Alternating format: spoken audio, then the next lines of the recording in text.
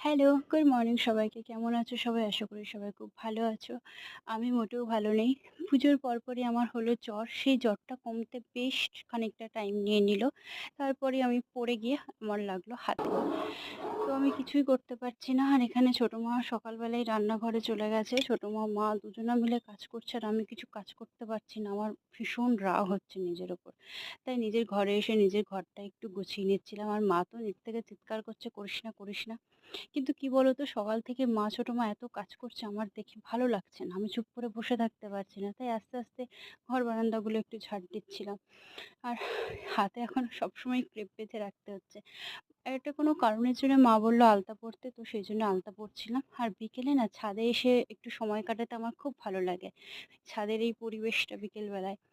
আর দেখো, চাঁদটাকে এত সুন্দর লাগছে, ঠিক যেন ঝলসানো রুটির মতোই লাগছে দেখতে।